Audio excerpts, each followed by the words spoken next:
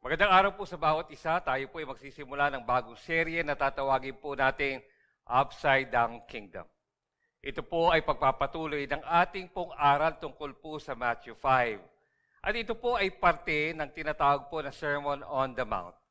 Ang huling serye po natin na Beatitude Bliss ay nagtapos po sa Matthew 5 verse 10 to 12. Sisimulan po natin ang ating pong bagong serye sa Matthew 5 verse 30 to 16. Basahin po natin. Kayo mga tagasunod ko ang nagsisilbing asin sa mundo. Ngunit kung mag-iba ang lasa ng asin, wala nang magagawa para ibalik ang lasa nito. Wala na itong pakinabang kaya itinatapon na lang at tinatapak-tapakan ng mga tao.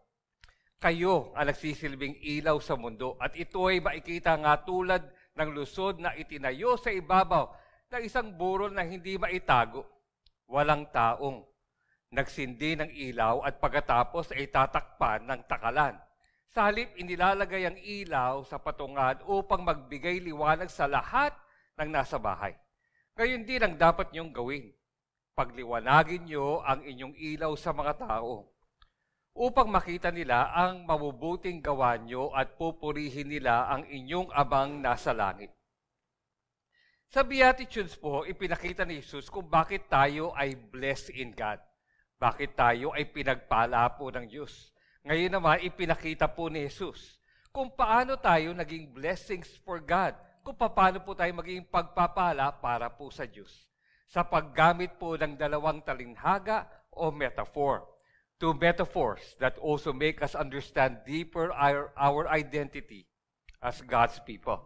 Two metaphors that will show that we are called to be different, so that we can make a difference in the lives of others. Two metaphors that will also show what makes the church an effective witness for God. Two metaphors showing the responsibilities of the Beatitude people. Leon Morris, doon po sa The Gospel According to Matthew, Jesus has spoken of their blessedness in the Beatitudes. Now He turns to their responsibility. Magkakaroon po tayo ng two-part discussion of Matthew 5, 30 to 16. For the first part, pag-uusapan po natin ang unang metaphor o talinghaga. At ito po nga ang ating mag-iusapin po sa araw po na ito.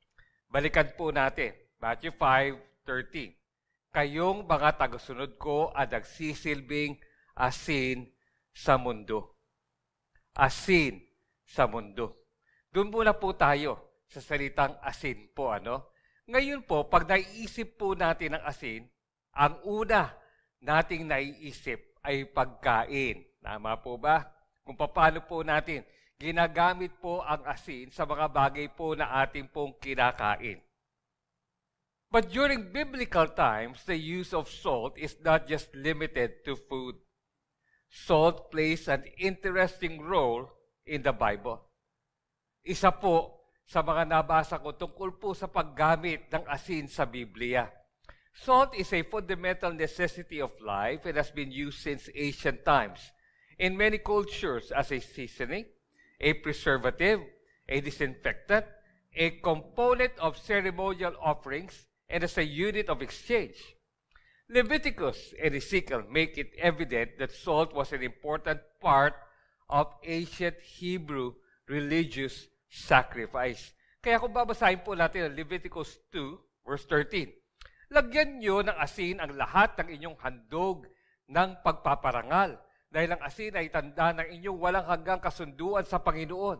Kaya lagyan nyo ng asin ang lahat ng inyong handog. Kaya dito makita po natin, ang mga handog po na ibinibigay po nila, nilalagyan po ng asin po. Ezekiel 43, verse 23 to 24. Sabi po rito, pagkatapos kumuha ka ng isang batang toro at isang tupa na walang kapintasan, at ihandog mo sa Panginoon. Tingnan niyo po ito, lalagyan ito ng mga asin ng mga pari bago nila ialay sa Panginoon bilang handog na sinusunog. But salt was also used symbolically. Second Chronicles presents salt as the symbol that confirms an agreement between two parties.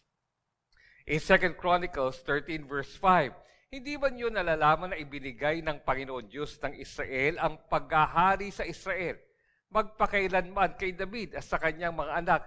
Tingnan niyo po ito, sa pamagitan ng isang tipad ng asin. Sabi nga po, agreement of salt or covenant of salt is an agreement of enduring qualities even forever. Thus, a covenant of salt is one that is very strong, isang matibay na kasunduan po. Kaya pag sinasabi po ng mga panahon na yun, di po ba, panahon po na yun, na agreement of salt, ibig sabihin po, isang kasunduan po yan na matibay po siya. Pero kung babalikan po natin ang Matthew 5, what is the symbol or meaning of salt in verse 30? Kasi yun na nga po, di po ba?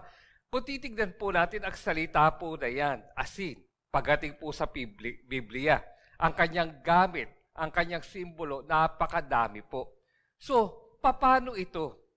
Pagdating po sa Matthew 5 verse 30, ano po ba ang kahulugan o simbolo ng asin po dito? Theologians have different theories about the meaning of salt in Matthew 5:13. Binabasa ko po ito sa isang article po from Christianity.com. Some think that its whiteness represents the purity of the justified believer. Others say the salt's flavoring properties imply that Christians are to add divine flavor to the world. Still others believe that Christians are to sting the world with rebuke and judgment the way salt stings an open wound. Another group asserts that as salt, Christians are to create a thirst for Christ. Salt, however, has another vital purpose, which is probably what the Lord had in mind. It stops decay. Ihinto ang pagkabulok o pagkasira. And those first disciples would have been intimately familiar with this function of salt without refrigeration. At noong mga panahon po na yun, di po ba, wala naman pong frigidaire. The fish they caught would quickly spoil and rot unless packed in salt. Once salted, the fish could be safely stored and then used when needed. Sa totoo lang po, yung ganito pong practice, di po ba, ay nakikita pa rin po natin sa mga panahon po na ito. Salt had at least 5 functions in the ancient world or during biblical times. 1, purification, paglilinis. Pangalawa po, preservation, pangangalaga. Pangatlo po, flavor, pampalasa. Pang-apat po, healing, pagpapagaling. At panglima po, creation of thirst, nagiging daan po sa pagkauhaw. Friends, followers of Jesus can and should be all of this. But the primary ideas are of purifying and preserving. Kaya kung babalikan po natin, anong kahulugan, anong meaning po nito, ano po simbolo po, na mapakita po ng Panginoon Diyos, ang mga tagasunod niya, the followers of Jesus, they serve as a purifier and preservative in this world. That's why going back to Christianity.com, when Jesus said, "You are the salt of the earth," He meant that all of His disciples were to serve as preservatives, stopping what? The moral decay in our sin-infected world. Kung tatanungin ko po ang bawat isa po na nanonood at nakikinig ngayon, do you see a decline in moral values among people today? Nakikita mo ba ang pagbagsak ng moralidad ng tao ngayon? Tiyak po ko, marami po sa atin, kung hindi lahat po tayo, magiging sagot po natin ay oo, yes. There's a decline when it comes to values. May pagbagsak ng moralidad. Hayaan niyo po na basahin ko po ito. Analysis of surveys conducted around the world since 1949 shows that the idea of a decline in moral values is omnipresent, whatever the social or historical context. Ano pong ibig sabihin po ng aking pong binasa? Ano po nilalabas niya? That all throughout history, there's this reality or there's this perception of decline in moral values. Kahit anong panahon po, kahit anong henerasyon, may ganun pong paniniwala, may ganun pong pananaw, may ganun pong realidad, ang pagbagsak ng moralidad ng tao. At bakit po ganito? It is very good for us to understand, village, na mula simula, ito po ang epekto ng kasalanan. Because of sin, there will always be this struggle against external and internal decay, breakdown of morality and values, broken marriages and families, interpersonal conflicts, seeking benefits at the expense of others, the abuse of nature, and whatnot. At sa totoo lang po, we cannot avoid or escape the decay we see and witness in our life, in our own family, in the workplace, in school, in our respective community. Nakikita po natin, nasasaksihan po natin ito araw-araw. That's why Village, one message of our new series, Upside Down Kingdom, is to remind us that our call is not to escape the world around us, but to engage it. Hindi takasan ng mundo, kundi harapin at akitin ang mundo sa pamagitan po ng ating pong buhay.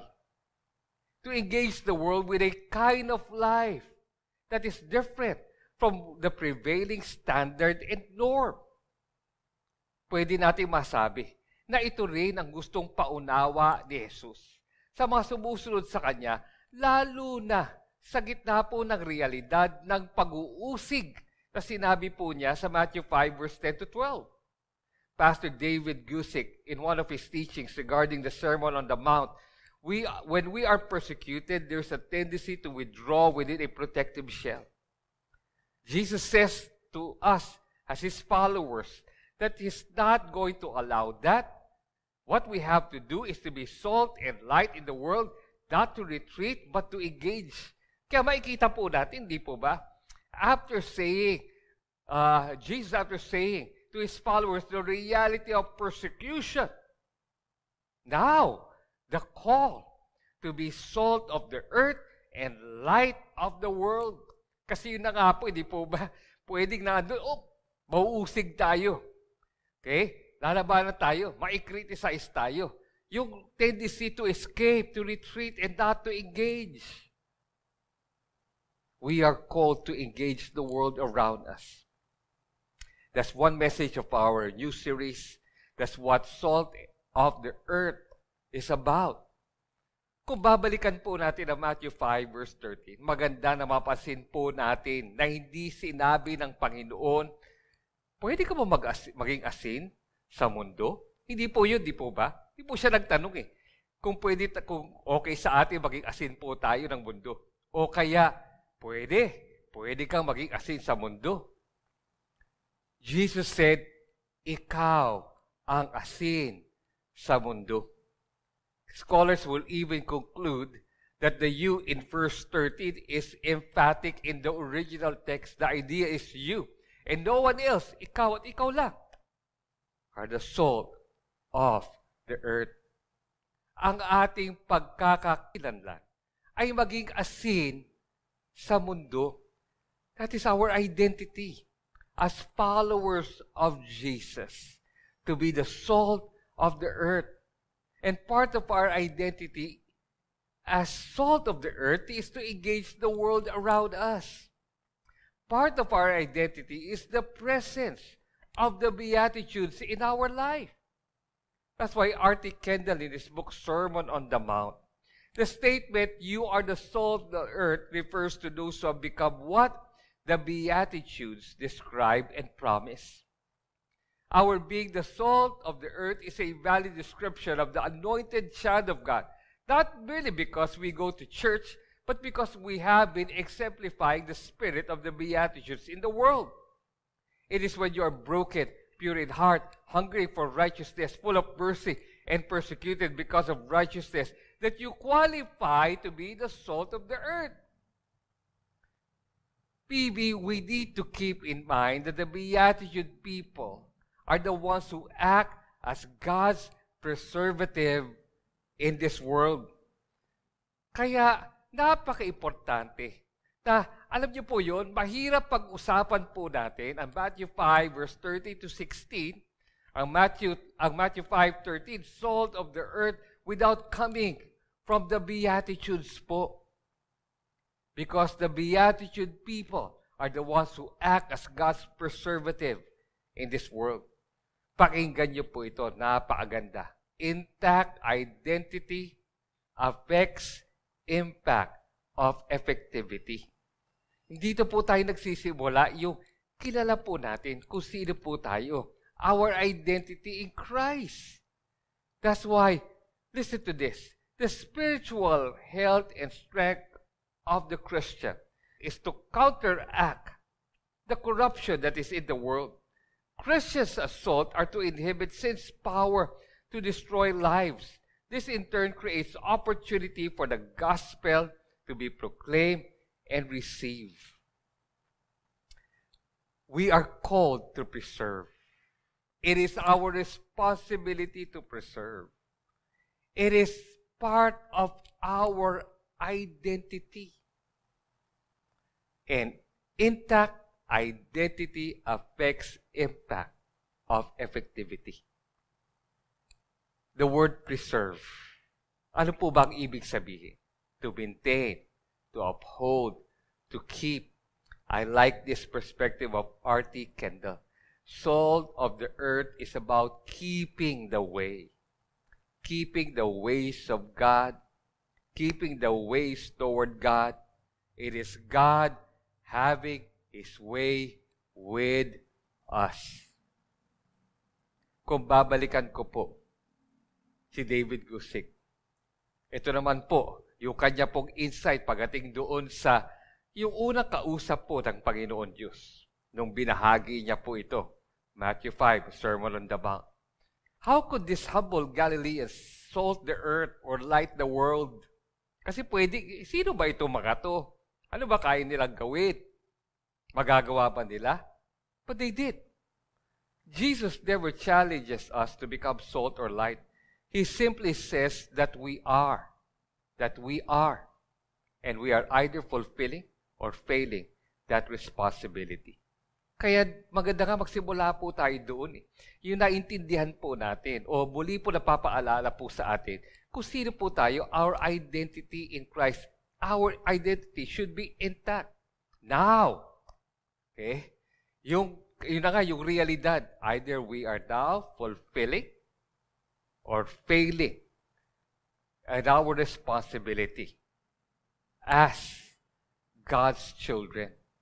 So, ano po ang kailangan nating ingatan at panatilihin? Allow me to share 3 things that we should preserve. 1, preserve God's conduct for life.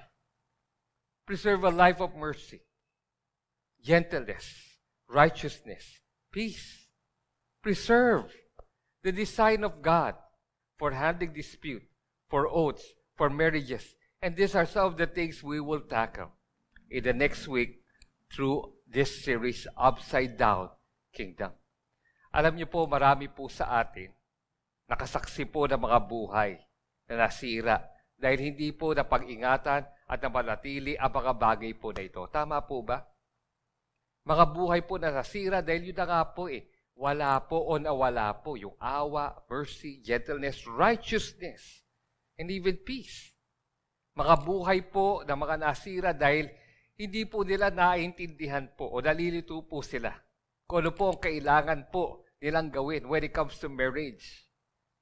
Kung paano po pinahahawakan po ang mga hindi pagkakaintindihan po at mga ibang bagay pa po sa buhay po.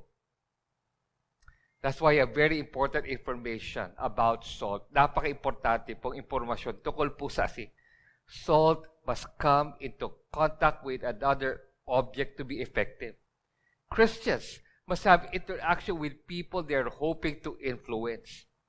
Sadly, today, many Christians choose not to have contact with people who need to be preserved and seasoned with the love of Christ.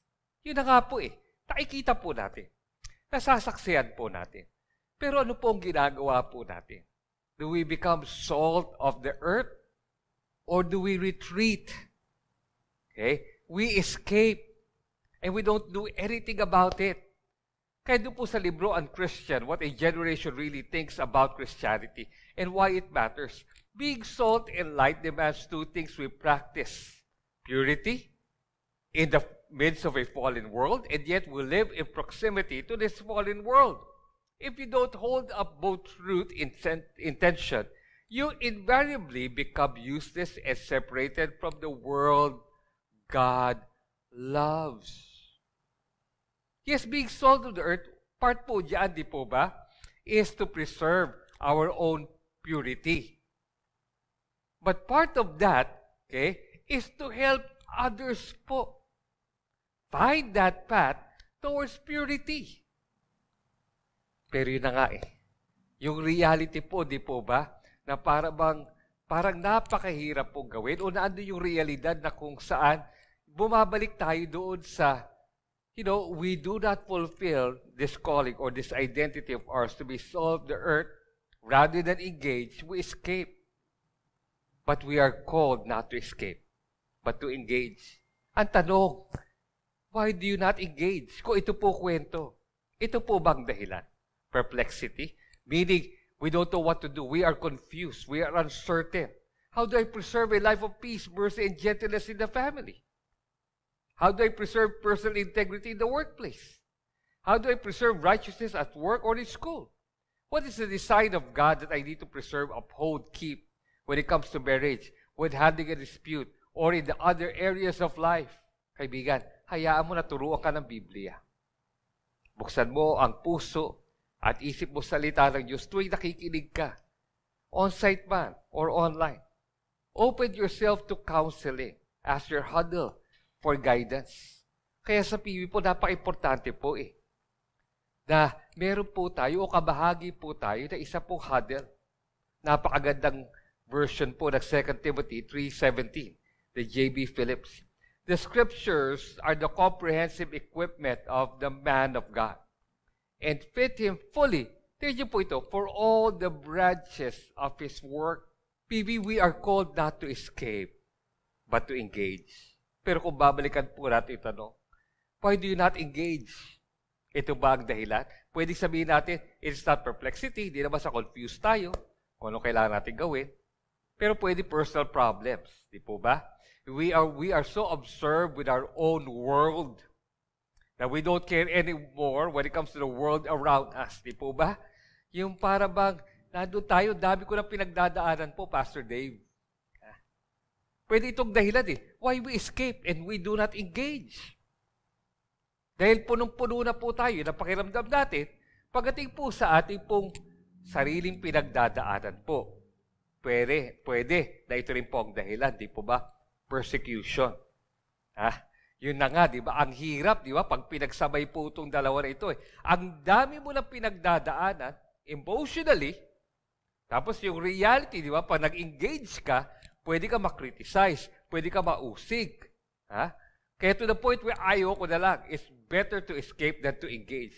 Pero isa po sa aking pong nabasa, to be salt is to be honest, unafraid to notice that there are deep problems in the world today.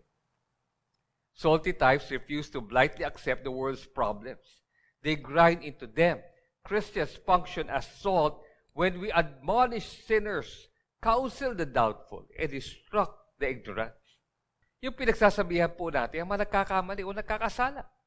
Pinapayuhan po natin ang mga nag-aalinlangan o nalilito. Tinuturuan po natin ang mga tao po na kulang po sila sa kaalaman. Pero yun na nga po Pag ginawa po natin ito, isang epekto, it can sting the recipient. Just like putting salt in a wound.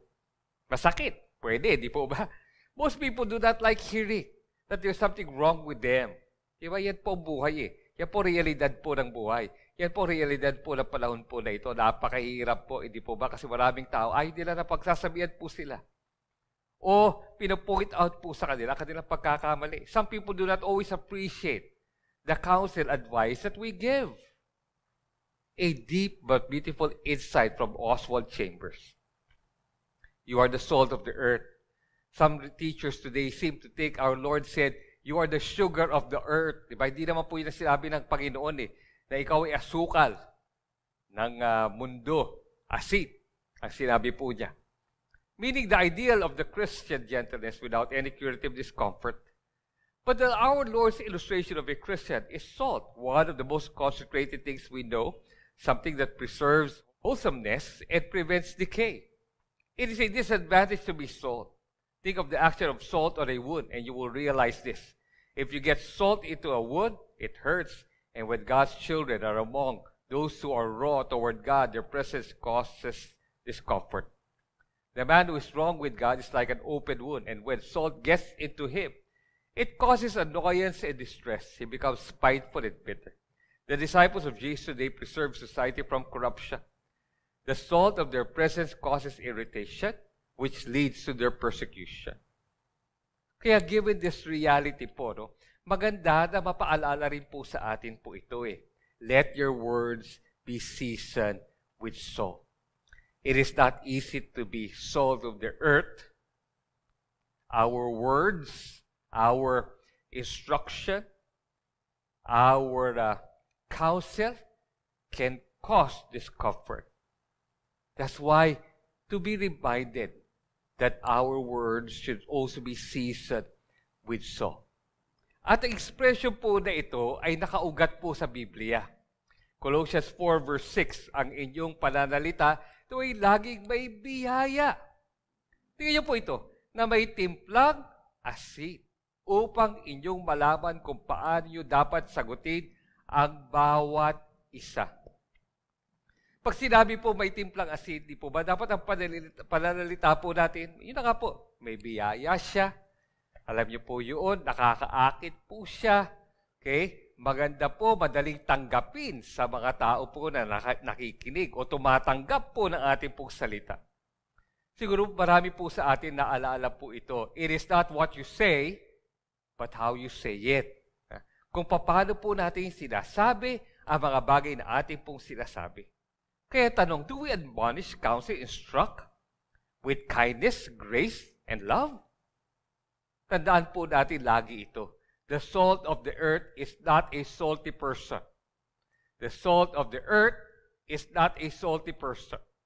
May kilala ka ba na salty person? Yung katabi mo ba, salty person po yan? Hindi ko po masagot, Pastor. Kasi ano po ba ang ibig sabihin ng salty person?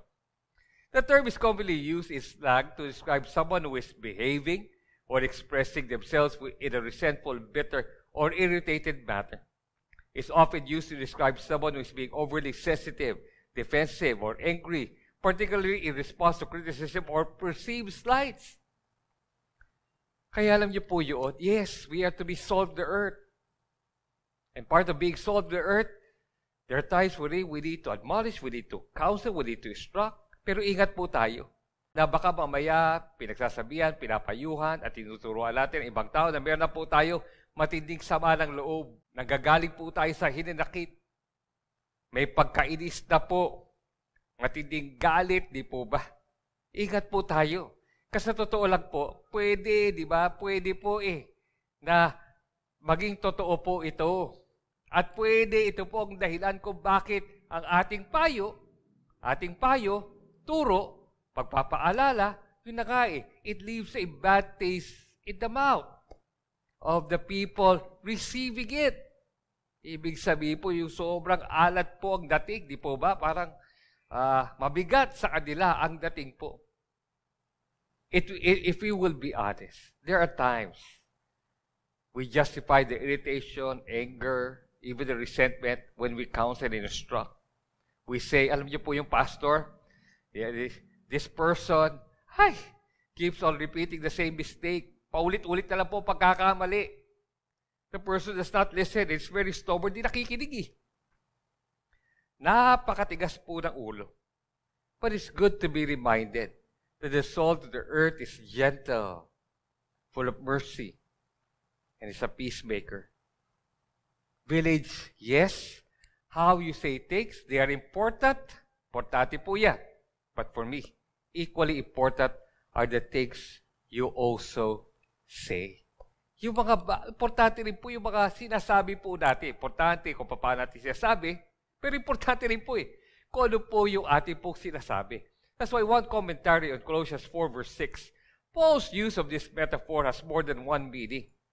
The believer's words are to preserve the message of Christ, helping it effectively reach as many as possible.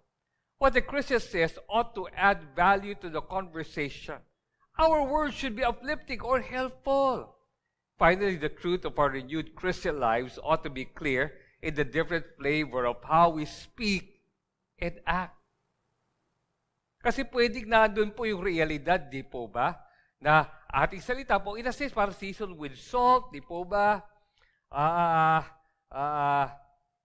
Malambing, di ba? Kaakit-akit, di ba? Maganda, madaling tanggapin ang tono ng ating pananalita, pero wala talaga tayong sinasabi po na makakatulog po. Wala talaga tayong sinasabi po to prevent or to stop the decay that is happening around us or in the lives of people. That's why there's this one illustration about John Bunyan, the conversion of John Bunyan, who wrote the book Pilgrim's Progress. And when it comes to Christianity, classic po ang libro po na yan, Pilgrim's Progress. John Bunyan, of course, at first, he was not a believer. He was actually a blasphemer. Ang kanya pong trabaho po, pupunta po siya sa iba-ibang lugar, iba-ibang bahay po, nag-aayos po siya. Pots and pans po, no? Yun po ang kanya pong trabaho po. And one day, he was in the kitchen. Inaayos niya po the pots and pans. And he overheard four neighborhood women. 4 pong babae na magkakapit-bahay po sila. And they were talking about the glories of God's salvation through grace in Jesus Christ. How unworthy they were in their sin. They talk about the pleasures of heaven and how they could not wait to be there. Sabi nga po ni John Bunyan, ito sinulat niya, when it comes to his encounter, when it comes to these 4 women, they spoke as if joy made them speak. Alam niyo po yun? Meron pong joy, sa kanila pong tono. Yun, pwede yun, you see, so we saw, nakakaakit. But they spoke with such pleasantness of scripture language and with such appearance of grace in all they said that they were to be as if they had found a new world. Pero nandun din po, di po ba? There was joy when they spoke, when they shared, but the things that they were sharing to one another was about the love of God, the grace of God, the pleasantness of Scripture. Joy was moving them to talk. That day, John Bunyan came to Christ in faith. If they had been gossiping about a neighbor, do you think that John Bunyan would have come to faith in Christ that day? Di po. But instead, they let their conversation be full of grace, seasoned with salt, and someone was saved. And his work transformed more lives than just about anyone of his generation. The words were smooth, yes, but the words were also full of truth. And we should apply both if we want to bring out the best in others. If we want to be salt of the earth. Alam niyo po yun? Kaya pagdating po dyan, di po ba, yung paalala nga po di po ba? Itong 2 bagay po na ito, pwede, nandoon Kaya pag nagsalita ka, kaakit-akit, di po ba? Nakikinig sa iyo ang tao, hindi malakas ang dating po, di ba? There's something about you when you talk, di ba? People get attracted. Pero yung pong tanong they get attracted the way you talk, but what are the words that comes out of your mouth? Ito po ba yung mga bagay na nakakaangat po ng buhay po ng tao? Mga bagay na kung saan talaga makikita that we are the salt of the earth. Basahin po natin ang Colossians 4 sa Message version. Be gracious in your speech. The goal is to bring out the best in others in a conversation, not put them down, not cut them off. To bring out the best in others, to bring out the rich flavor of God in the life of a person, just like the effect of salt in certain food. Isang bagay po na kailangan maunawaan po natin pagdating sa asin, it is a flavoring agent. And those who are in the culinary field will attest that the purpose of adding salt isn't to make food salty. It is to enhance the flavors of the ingredients. As has been noted by a number of famous cooks, salt makes food taste more like itself. Putting salt makes your meat taste better. Salted cucumbers, for example, taste fresher. Bitter dark chocolate tastes sweeter with what? Flaky sea salt. Ngayon naman po, basahin po natin ang message version na Matthew 5 verse 13. Let me tell you why you are here. Underline niyo po. You're here to be salt, seasoning that brings out the God flavors of this earth. Sabi nga po, salt is there to make something taste good. Ginagamit ang asin para pasarapin po ang pagkain. And that's why I like this insight or this story coming from Timothy Keller. So there was this one time kinikwento niya, ito po siya, that he cannot enjoy corn on the cob without a salt on it. Mais na walang asin. Mahirap yan sa kanya. Kailangan may asin. So when I have eaten a piece of corn on the cob that I really like, what do I say? Sabi po ni Timothy Keller, I don't say, honey, that was great salt. No, I say that was a great corn on the cob. Why? Because the job of salt is not to make you think how great the salt is, but how great the thing that's involved with. Halimbawa po, ano ibig sabihin na ikaw ay naging asin sa iyong huddle o sa serve team kung saan ka kabila? If you're salt, people don't leave the huddle time saying, wow, that person really knows the Bible. He or she had all the answers. He or she made me speechless. No. After huddle or after doing your responsibility as a serve team in which you've been a salt, people say, what a great group. What a great discussion about God and His Word. It is worthy to serve God in His work. Hindi tayo po ang naaangat, kundi ang Diyos po. Village, you do not absorb the flavor of the corn absorbs your flavor. And the flavor that you carry, that we carry, is the flavor of God. That's why Village Way, we create a positive impact for Christ and be a positive influence on others. The illustration about the corn on the cob also reminds us that regardless of where God placed us on this world, you should not be affected by the world, but you should affect the world. Kaya isang bagay pa na kailangan po nating ingatan at panatilihin. Preserve God's character in us. Matthew 5 verse 13, kung babalikan po natin, ngunit ko ang asin ay tumabang. Paano may babalik ang alat nito? Wala na itong kabuluhan maliban sa itapon sa labas at tapakan ng mga tao. Here, in the latter part of verse 13, Jesus said that we can lose our saltiness. Yun na nga po. Paano natin malalaman na naging matabag na tayo? Isa po. Pagkakaibigan at pamilya, tinatapon na ang mga payo na ating pong ibinibigay. When they throw out the counsel that we give to them, pwedeng ito rin po yun. Pagkakaibigan at pamilya, inaapakan o pinagtatawanan ang ating pagtutuwid sa kanila. Pag ang kaibigan at pamilya, binabaliwala na ang mga tinuturo mo sa kanila. Pag ang kaibigan at pamilya ay patago ng pinagtatawanan, halos lahat ng binabahagi mo tungkol sa Diyos. And maybe they do this not because they do not believe in the things you are saying. It's just that they do not believe in you because of the things they see in you. In the end, what's more important, and there are times when we hear this, is the life and not the lips.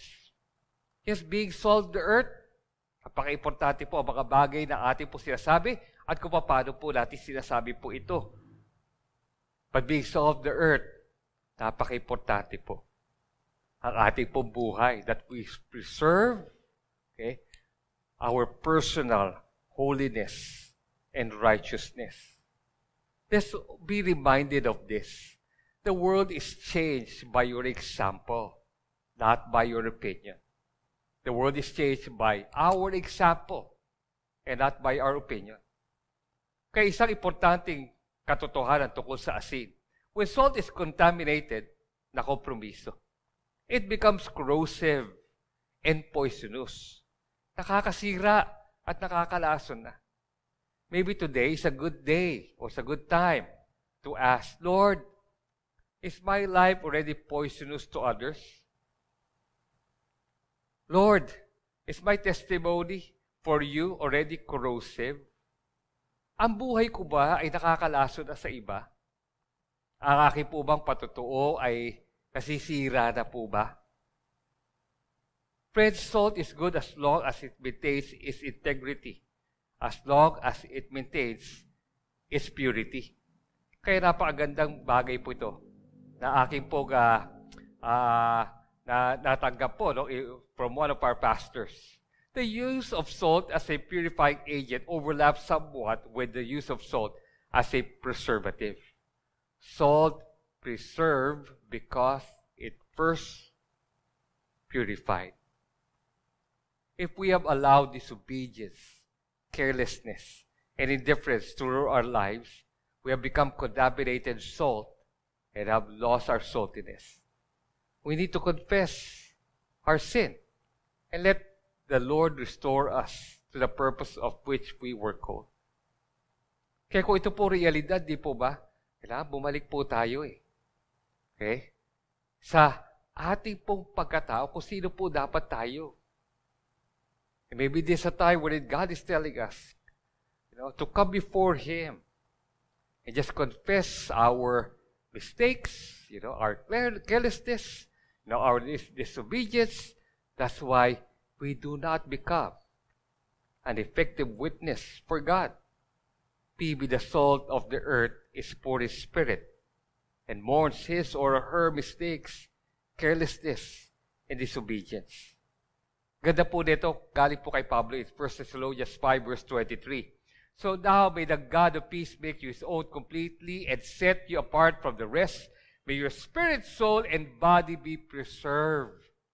Keep intact and wholly free from any sort of blame at the coming of our Lord Jesus the Anointed. Pakamadalin nawa kayong lubos ng Diyos na Siyang nagbigay na kapayapaan at huwag panatilihin ninyo walang kapintasan ang buo niyong pagkatao, ang spirito, kaluluwa at katawan hanggang sa pagbabalik ng ating Panginoon Hesukristo. Balik po tayo dito. We are called not to escape, but to engage. Tanong, why do you not engage? Pwedeng iba. Sa iyo naman, hindi perplexity, not personal problems. Okay? Pwedeng hindi yung persecution. Ito ba ang dahilan? Phobia. Pwedeng takot. Takot. Natatakot tayo. Some of us do not engage the world around us because of fear. Fear of being contaminated by the world around us. Fearing that we will be affected by the world rather than affect the world. Diba? Yun naman po. Di po ba? Yung reality nga eh. Di po ba? Yun na nga, ang hirap to be salt of the earth because it means engagement. Okay? Pero yun na nga, yung takot na kung saan kaysa ako ang nakaka-impluwensya, ako na-impluwensyahan. Kaya isang epekto po, di po ba, ay ayaw na lang po natin mag-engage, di po ba? Ayaw na po natin, di po ba, na maging witness for God kasi natatakot tayo eh. That rather than affect the world, the world will affect us. And it's just much better to just retreat so that I can maintain holiness. Pero napaka-importante yung katotohanan. A very important truth, true holiness means separation without isolation. Contact without contamination. Napaka-importante po nito. Hindi po ibig sabihin, para maging holy po tayo, di ba? Hindi po tayo maapektuhan po ng mga nangyayari po, the decay that is happening around us, magtatago po tayo. True holiness means separation without isolation. Contact without contamination. Pwedeng sabihin, napakahirap po niyaan, di po ba? Sa totoo lang po, di po ba? Hindi po siya madali. That's why, friends, when Jesus said the statement, you are the salt of the earth, He was not talking to a single individual. Jesus was talking to a group of people, His disciples and followers. And I'm saying this because it's good for us to understand, PV, The journey becoming the salt of the earth doesn't have to be an isolated journey. Can I just say this? It takes a village to fortify the salt of the earth. Opo, hindi po siya madali. Kaya yung contact without contamination. That's why the importance of village, the importance of church, the importance of understanding that it's not an isolated journey. Kaya pangatlo po na kailangan po natin ingatan at panatilihin. Preserve God's community. Allow me to share this from Acts 11 verse 20 to 21. Subalit may kasama silang ilang mga taga-Cyprus at mga taga-Cyrene na pagdating sa Antioquia ay ipinangaral din sa mga Grego ang magandang balita tungkol sa Panginoon Jesus. Nasa kanila ang kapangyarihan ng Panginoon. Tingnan niyo po ito, at maraming naniwala at sumunod sa Panginoon Jesus. In the midst of persecution, problems, phobias, and perplexity, the early church did not escape but engaged. Kita naman po natin. They did not isolate themselves, and because of this, they became the salt of the earth. They became God's preservative, antiseptic, and seasoning. They became instruments in stopping decay and bringing in God's flavor in the lives of many people. Tanong, ano sikreto? Kaya kung tutuloy po natin ang Acts 11, now verse 22 to 23, nagbabalitaan ito ng iglesia sa Jerusalem, isinugo nila sa Antioquia si Bernabe, Barnabas po. Nang dumating siya roon at makita ang pagpapala ng Diyos sa kanila, siya nagalak at pinagpayuhan silang lahat na manatiling tapat sa Panginoon ng buong puso. Manatiling tapat sa Panginoon. Pinnacle Village, we preserve God's community, the church, by keeping an enduring, unshakable faithfulness to the Lord, to the ways of God. Ito po ang role din po, hindi po ba? Kagandahan po we have a church, you belong to a village that can deal with, pwede po yung ating pong reasons why we do not engage. Alam niyo po yun? Perplexity. We have questions. We don't know what to do. We are overwhelmed by our personal problems. Now we find it difficult when people criticize us, persecute us. And when we have this fear, di po ba, na, when I come into contact, I might be contaminated. The church is there. We have one another to remind one another that one secret to being faithful in this call, in our identity, being salt of the earth, is we preserve our devotion and faithfulness to God. In light of the recently concluded 2024 Paris Olympics, I would like to share the story of a former Olympian, Eric Liddell, who competed in the Olympics 100 years ago and also in Paris. He was known as the Flying Scotsman. Dahil po sa paraan kung paano po siya tumakbo. Allow me to quote from a recent BBC article. Lumabas lang po siya this July of 2024. And the story about Eric Liddell. Eric Liddell won the 400 gold in the Paris Olympics on July 11, 1924, 100 years ago.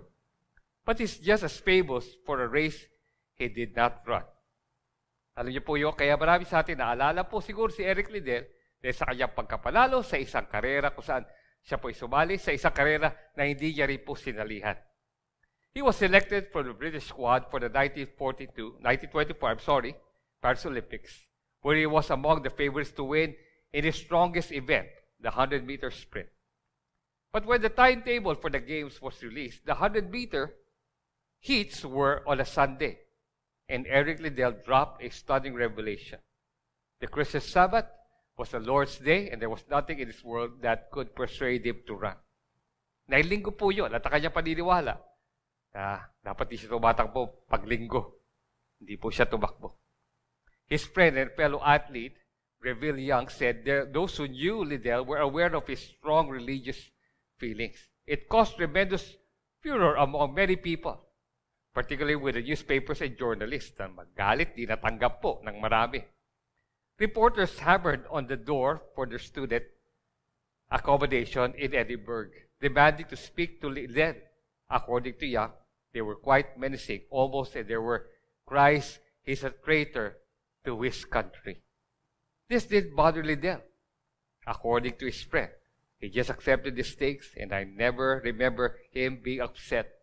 He said, "It's just my belief. I don't criticize others about it, but I'm not going to run on the Sunday." Kakaano po, no? Nandun po yung different dimensions of being salt of the earth. May kailangan siyang i-preserve. Tinayuan niya po yun. But in a manner, pwede, di po ba, na parang very offensive, but he's trying his best, di po ba, to stay on the beat. Alam niya, makikriticize po siya. Hindi niya pinatulad po yun. Liddell's decision meant he had to give up on the strongest event and switch his focus to the 400 meter. Instead of a straight dash to the finish line, this event required the stamina to maintain the pace around a full lap of the track, described at that time as the quarter-mile race. When the starting gun fired, he set up at a blistering speed, flashing past the halfway mark in 22.2 seconds. Throwing his head back in his distinctive style, he stretched his lead and ended up finishing 5 meters ahead of the chasing pack. The finishing time was 47.6 seconds, a rather breathless, dramatic race ever seen on a running track, as described by the London Times. Tom Riddle, a fellow Scottish athlete, told the BBC he had asked Liddell about his tactical approach. In his own words, he said, "Well, when the gun goes, I go as fast as I can and trust to God that I have the strength to do the second half." And I think he really did. Alam niyo po yun? Hindi lang po yung importante kung paano natin sinasabi, yung ating mga sinasabi, kung rin po ang ating pong sinasabi. At nandun po lagi. Sa kanya po pananalita ang kanyang Diyos po. Liddell returned to Scotland as a hero. Huge crowds turned up to welcome him home, and teenage fan clubs were formed in his honor. However, the call of religious life proved stronger than his celebrity sporting career, and he decided to turn his back on all of this adulation to become a missionary in China, just like his parents. In 1934, he married Florence Mackenzie, daughter of Canadian missionary parents, and they soon had 2 daughters. When Japan first invaded China, its troops mostly left the Westerners there alone. But in 1941, the UK government advised all British nationals in China to leave. Liddell decided to stay put, while Florence, now pregnant again, set sail with her 2 children for a safer life in Canada. So tinawag po siya bilang misyonaryo po, pero nagkaroon po ng gera. Ito po yung pangalawang daigdig na digmaan po. In a 2012 BBC documentary, Eric's daughter, Heather Liddell Ingram, umamin po siya, that she used to wonder why Eric Liddell did not live with his family. Ang kanya tatay hindi po sumama sa kanila. It would have certainly made our lives better, and I didn't really understand it until I started meeting people who had been children in the camp. She said, there were something like 500 children in that camp without their parents. Teachers and people like my dad were very important to them, and I could see the big picture.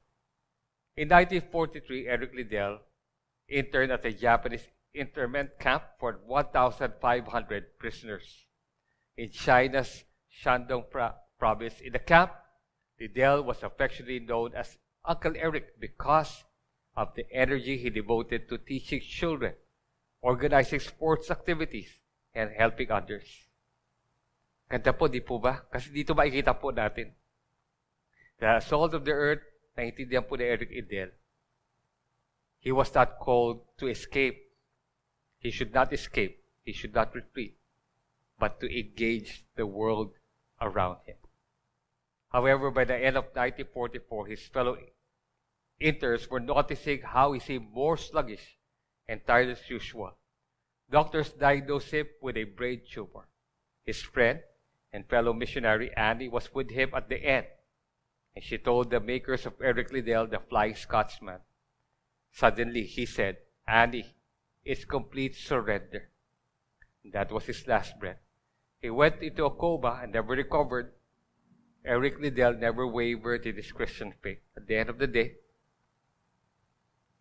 what was the secret of him becoming the salt of the earth?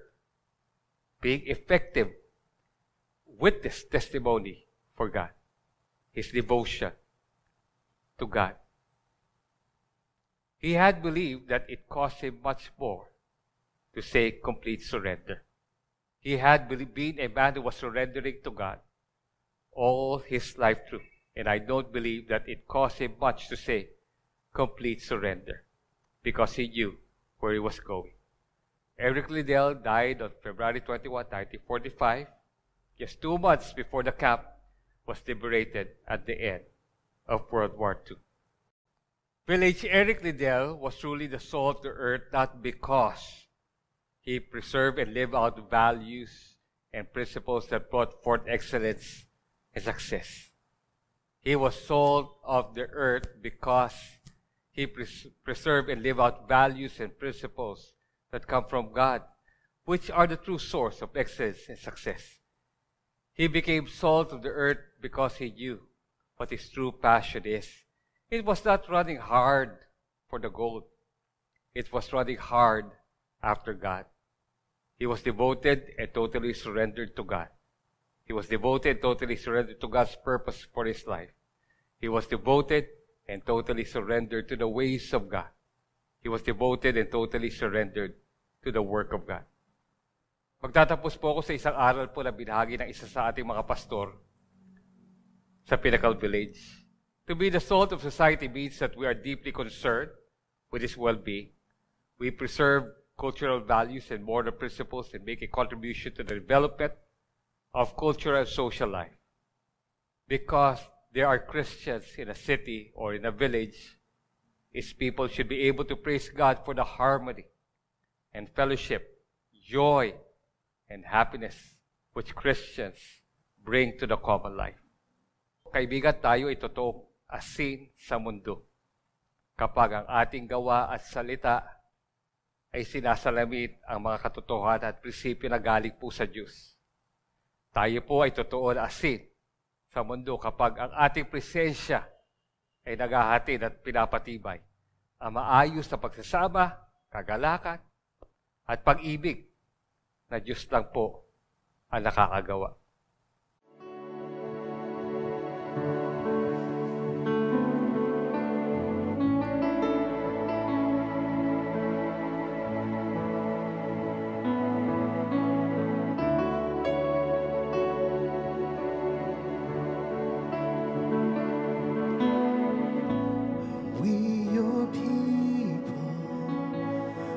Together, bring you honor, give you reverence, standing as one in your presence.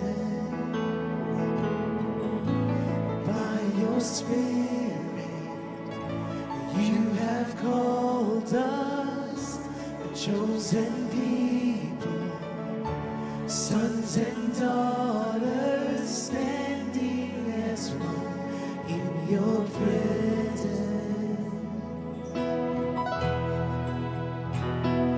This is your church, God building. This is your church, God building. Jesus, cornerstone, God building.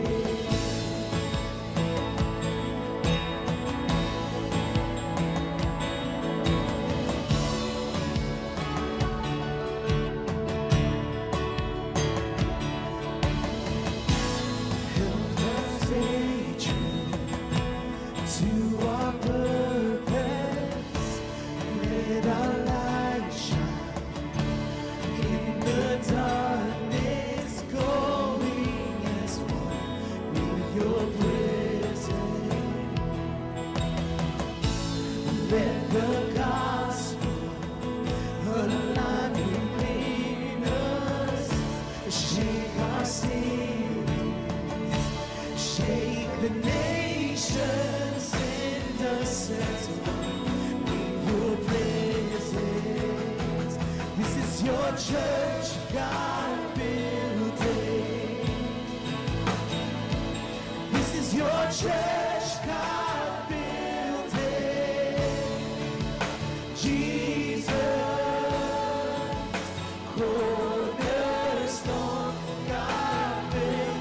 This is your church, God building. This is your church, God building. Jesus, cornerstone, God building.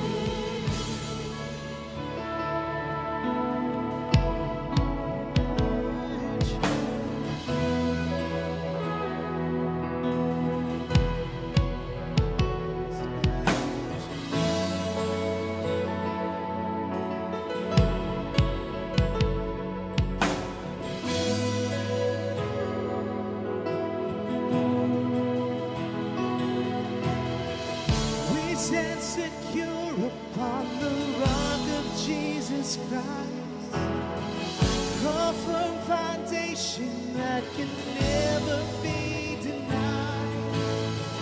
Against His church, no power of hell can overcome. Our God is on our side. We stand secure upon the rock of Jesus Christ, a firm foundation that can never be denied. Against His church, no power of hell can overcome. Our God is on our side. He is always on our side.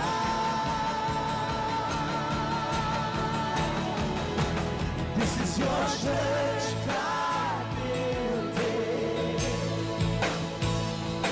This is your church, God building. Jesus, cornerstone, God building. This is your church, God building. This is your church, God building. Jesus, corner. We are your church. We are your church, God builders. We are your church, God builders. Jesus, call us again and again. We are your church. We are your church, God builders. We are your church, God builders. Jesus, cornerstone, God builders.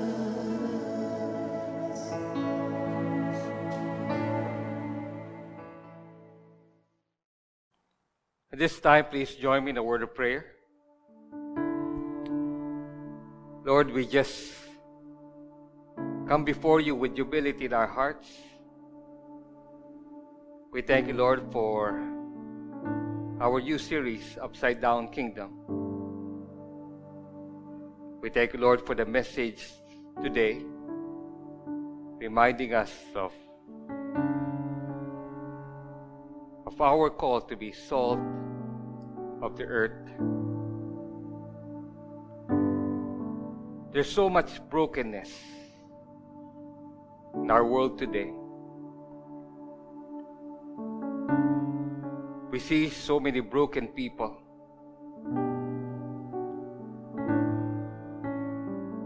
We see stories of broken families and broken relationships.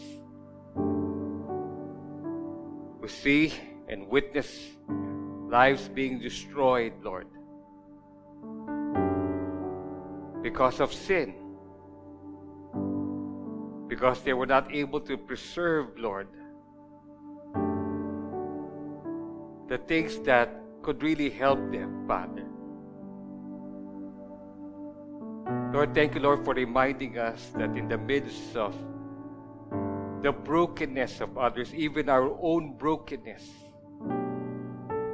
we should not escape, but for us to engage, Lord, for us to continually be a witness for you, Father. And just like salt, Lord, helping people see the flavors that only you can give in this life. That's why help us, help your church, Lord, be an effective salt of the earth. That the first thing that we need to preserve is our faithfulness, our devotion to you and to your ways, O God. Thank you once again, Lord, for this time. You see each and every one. You see what we are going through. You see our fears, our concerns, Father. And may your word continue to instruct us on how we should live in this life. We thank you for all your goodness and faithfulness, for all the blessings that you give to us, Father. We thank you, Lord. Lifting to every family, every work, every school represented. And this is our prayer. In the name of our Lord Jesus Christ. Amen and amen. God bless everyone, and see you next time as we continue our series, Upside Down Kingdom.